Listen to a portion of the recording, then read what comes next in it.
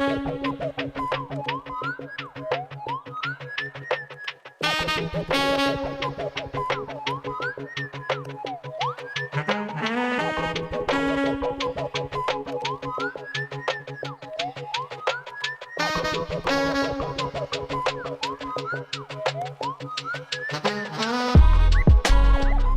good, y'all? Welcome back to Conversation Piece, the show where we experience Indianapolis through the perspectives of all of its incredible people.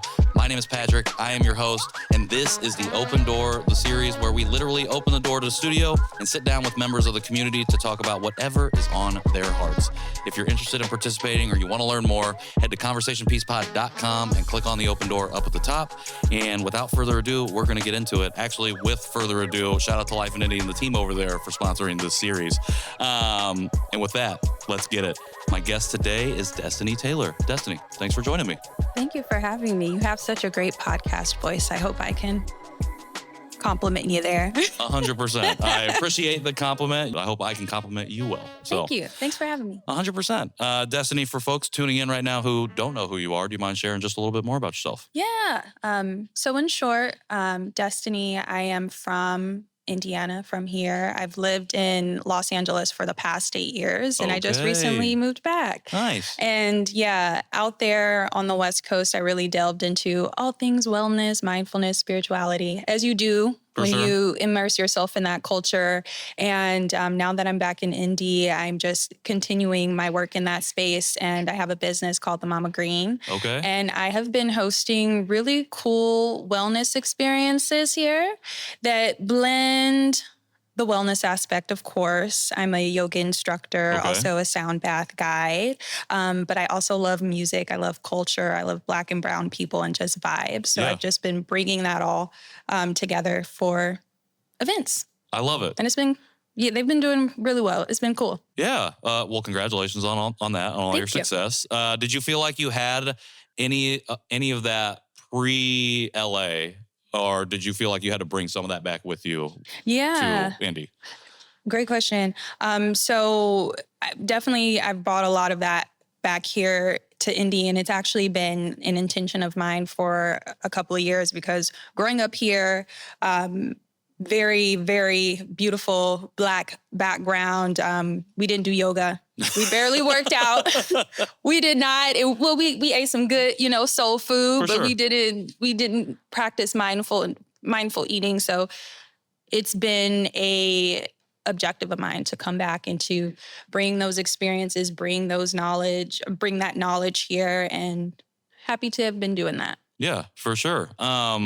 Well, I'm assuming we might be talking about that, but is there anything in particular that's on your heart right now that you want to talk about? I just want to tell people that you are beautiful. Yeah. When was the first time someone told you that? My mom told me I was beautiful since I was, I'm sure she has told me since I was like a toddler, especially growing up and being as beautifully chocolate as I am. Sure. My family is a bit lighter skinned than I am. My mom has always made sure that she implanted to me that my beautiful chocolate skin is beautiful and it's needed in the world. Yeah. So grew up with affirmation. Absolutely. And speaking of affirmations, which I actually forgot, I'm actually a published author and I make affirmation cards. Okay. And I don't have my 2 published works, but I realized in my bag, this is the one I carry around. All right. And this is my my self-published deck, the first one that I bought. Golden Mantras. Golden Mantras. I'm a whole ass vibe. I'm here for it. We can pull cards. Yeah. Everything my heart desires is manifesting into reality. This is the card I need to pull because I feel like a bunch of stuff's been happening recently. Yeah? So thank you for just handing me this deck. No. I'm going to hold this right here. I'll pull one too. Yeah, pull one. I actually just threw it in my bag this morning and I didn't pull one. Mine says, I am a radiant being of love, light, and joy, which I needed this because I've been in grind mode. So it's nice to remind myself that I can be joyful. Yeah. My light spirit still pulls through when I'm in, my business mode. For sure. Yeah. How do you balance business mode with wellness mode when wellness is the business. I feel like they maybe not antithetical, but they seem kind of like on the opposite ends of what they are about. But how does that work for you? So I'm getting better. I've been doing this for 2 years, and I feel that actually since I've come here, so maybe the past 5 months, I'm getting pretty good at it. Yeah. I have a corporate career in brand marketing. Okay. So when I'm in business mode, it's very corporate-like. Sure. So that makes a stark difference from that mindset to wellness. I remember when I hosted the event for my last deck, I was doing all of the programming, leading yoga, sharing information about the deck, sound bath. But at the same time, I was intently running the program, making sure like everything's on time. And I have photos that my friend took of me where I'm doing a sound bath, and I'm like, so how do I balance it? Honestly, just being mindful, like telling myself when the event starts or when I'm serving, I need to be in serving mode. Sure. And I've also gotten good at asking for help, which I'm not great at. Yeah.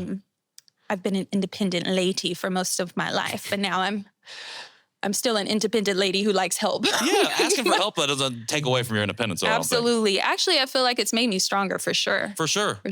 Well, because that's a self-awareness of like, oh, I may not be equipped enough in this area that I need some help in, and I can ask somebody, because hopefully being in community, which I just got done talking about, which is why the word's fresh in my mind, is that I'm connected with people who have different skills and different experiences that make mine more whole, you know? So speaking of like passing on the affirmation of like, hey, you're beautiful. Like you as a person is beautiful. These two beautiful people over here. Very beautiful. Yeah, very beautiful. Beautiful beards in the room too. Beautiful beards in the room and whatever this is. What is like, do you feel like Indy is a space, like affirming space? So I guess two parts of that question: affirming for you individually, and then affirming maybe just in general. Like, does it have that vibe? It's interesting being back. I don't want to get too deep because I know this is a short conversation, but a part of my wellness journey, self-discovery journey that I experienced when I moved away from home is the experience I had as a child. And I think a lot of times when we're younger and we're in our own bubble, we can often feel the challenges. Maybe in some ways we feel we're not affirmed. We can't find our people and things like that. So I experienced that when I was younger. So now that I am back in Indy, it's important that I'm coming with fresh eyes, with a fresh mind. Me as someone who has grown and evolved a bit, so I can answer that question for myself. Yeah. I'm very honest, but I can say just as a Black person here, I, especially in wellness, I often don't go in spaces where I see myself, where I see people who have my same background, who have my same complexion. So I can say that what I'm doing with the Mama Green in my wellness spaces is to ensure that there's more acceptance for like Black and brown folks. So I can say that I'm still, to answer your question, I'm still discovering, but I'm also contributing to the community here so that I myself, the people that I love, my community, can feel more affirmed. Yeah. Well, you're creating that space. If you don't see it, then somebody's got to step in and make it. And you have the benefit of having been able to go outside of the space for a number of years and then develop, learn, cultivate in your own way, like what wellness means, and then be like, hey, I love where I'm from. I love where, for whatever reason, we're coming back, and I want to bring this back. And then it's like, okay, the space still isn't really here, so let me go ahead and build something for that. What does Indianapolis mean to you? Home.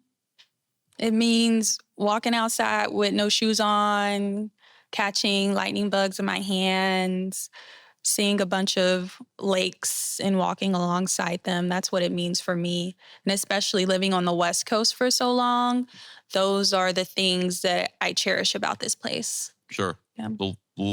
I'll call them little things, but I don't know. I don't think that's the right way. I don't want it to diminish it in any way.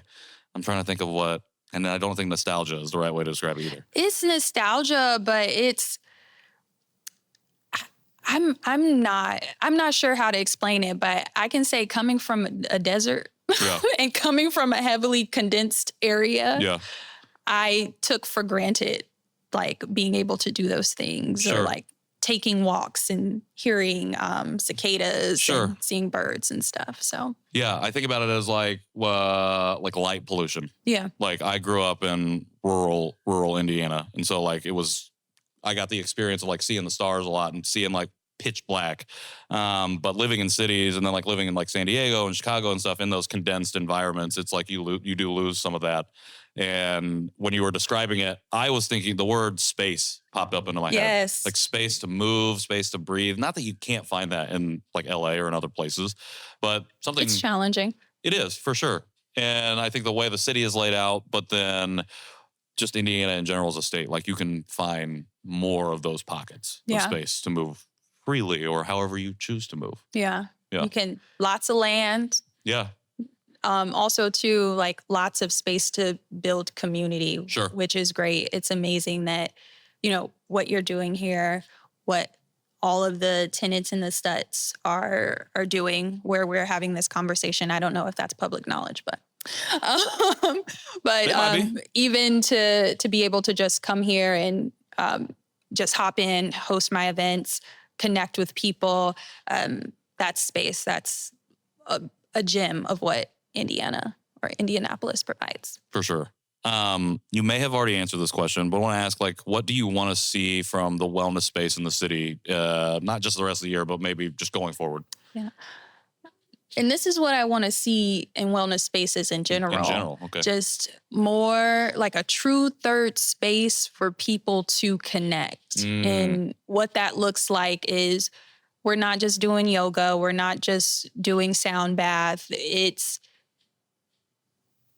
something else is there. Sure. Something else is the activity. It's not just the activity. Okay. Yeah. Like there's connection. There's, maybe there's food and bev, which I provide. I think that's important. For sure. Everybody loves a little food and bev. Yeah.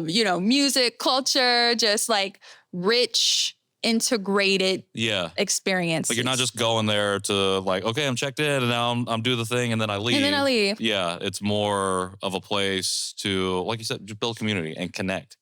You just mentioned a couple ways that you do that. Any way in particular you found that has really like connected with people or brought them in? Obviously people are different, so there's going to be different ways, but any way that you have either found that's super effective or one that you just really enjoy? Yeah. One thing about me, especially me having a marketing background, again, I'm not just doing yoga in a sound bath. Right. I was like, you know what?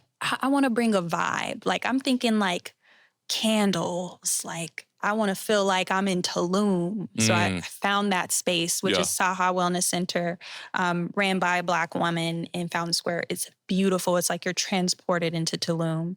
So I got candles. I want teas. I want to make it a tea lounge. So I'm bringing in complimentary teas. And also, what else to top it off to wrap it in a bow? Like music. Yeah. We're going to make this a candlelit tea lounge that's going to transform into a music lounge after we finish our activity. It's a whole experience, a whole ass experience. Whole ass vibe and experience. Yes. Yes. I love it. Well, in that too, like you're probably finding people in the city to collaborate with, like you just said, to then build. And I think that's the best part about community. And what I've really enjoyed about doing things here in Indianapolis is like, people are generally willing to be like, hey, how can we collaborate together? And most of those people are doing pretty cool stuff. So absolutely. Yeah, absolutely. Destiny, I appreciate you popping in and sharing a little bit. As we wrap it up here, what's the best way for folks out there listening, watching, tuning in right now to support you, to follow you, to find you at? What's the best way for them to do that? Yeah, Instagram is the best place, and you can follow me there at the Mama Green. The Mama Green. The Mama Green on IG. We're going to link it in the show notes, and you're going to make sure to get connected and find yourself some wellness. Find yourself some good vibes. Destiny, thank you so much. Thank you, Patrick. Absolutely. Conversation Piece Pod for everything Conversation Piece related. Shout out to Life and Indy for sponsoring this series. And until next time, I've been Patrick Armstrong, and this has been The Open Door. See y'all soon.